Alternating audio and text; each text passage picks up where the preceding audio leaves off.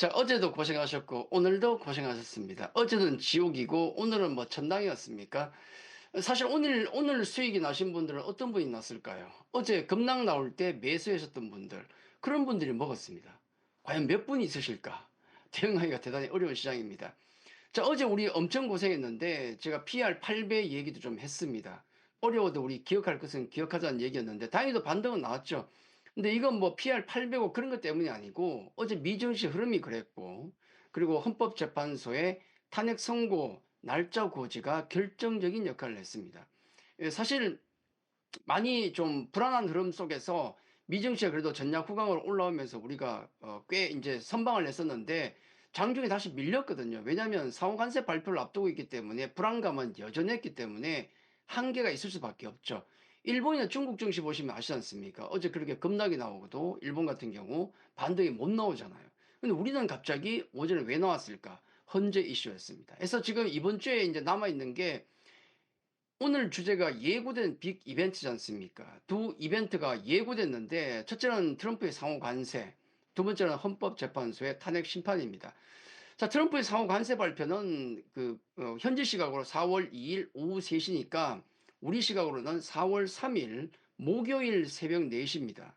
요게 미증시 딱 끝나기 직전 1시간 전에 발표한다는 건데 또 트럼프 대통령이 시간 약속을 잘 안 지키잖아요. 그래서 모르겠습니다. 가봐야 알겠고. 그리고 이제 또 그런 얘기도 있습니다. 1일 언론에 미리 좀 흘리고 그다음에 2일 트럼프의 발표가 있을 수도 있다는 얘기도 있는데 봐야 되겠죠, 일단. 뭐 대강의 내용은 상호 관세하는 것은 당신들이 하는 만큼 나는 관세를 때리겠다 아니겠습니까? 수준에 맞춰 가지고. 근데 이제 중요한 게 규제나 어떤 환율도 고려 사항을 언급했기 때문에 무역 대비 흑자국도 여지없이 관세가 있을 가능성이 높다는 겁니다. 자, 헌법재판소 같은 경우는 지금 4월 4일 금요일 오전 11시 우리 장중입니다. 장중에 발표가 되는데 물론 뭐 인용인지 기각각한지는 결과는 모르겠지만은 그동안 악재로 많이 작용을 했었기 때문에 우리 국내 증시에 미치는 영향은 클 수밖에 없죠. 근데 이제 중요한 건 이런 것 같습니다. 이런 빅 이벤트의 날짜가 이제 픽스된 오늘 우리 국내 증시는 상승을 했거든요. 사후관세 내용도 사실 확인이 안 됐습니다. 그리고 참모들 사이에서 보편관세 얘기도 나오고 있거든요. 그쪽으로 가면 또 심각해지니까 거기에 대한 논의도 있기 때문에 분명히 불안감이 있는데도 불구하고 그리고 금열 탄핵 선고 같은 경우도 역시 결과를 전혀 알 수 없지 않습니까? 그럼에도 상승했다는 점이 중요하다고 생각하는데 아직도 확인해야 될 것은 많지만은 이 두 이슈의 어떤 결과가 이번 주에 나온다는 것만으로도 시장은 불확실성의 제거로 보는 것 같습니다. 악재가 노출되면 더 이상 악재가 아니다라고 생각하잖아요. 근데 이게 사실 끝난 건 아니거든요. 왜냐하면 아직도 많이 남아 있습니다. 우리 증시가 가장 싫어하는 게 이제 드러난 악재가 아니라 불확실성 때문이다라고 얘기하는데 이 두 이벤트가 그렇다고 해서 이번 주에 목요일과 금요일 있는데 모두 호재로 작용한다? 누구도 그렇게 확신할 수는 없습니다. 하지만 최소한 진도는 나간다는 점에 점수는 줄 수 있는 것이 아닌가 일단 그렇게 생각합니다. 우리 국내 증시 현재 어제와 오늘 어떻습니까? 지금 월요일과 화요일 보시면은 수급 자체는 어렵습니다.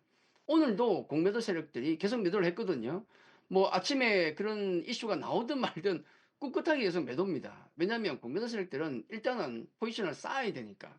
그래서 어제와 오늘 또 당분간은 이 공매도 세력들의 포지션 쌓는 어떤 그런 매도가 출회가 될 겁니다. 자, 그런 와중에 이제 두 가지 큰 이벤트가 벌어지는데 아마 향후 전략 같은 경우는 어쩔 수가 없습니다. 결과는 모르겠지만은 일단 목요일, 금요일 이 빅 이벤트에 따라서 우리는 투자 전략이라든지 그다음 어떤 종목에 관심을 가져야 될지 이런 게 다 달라질 수도 있다.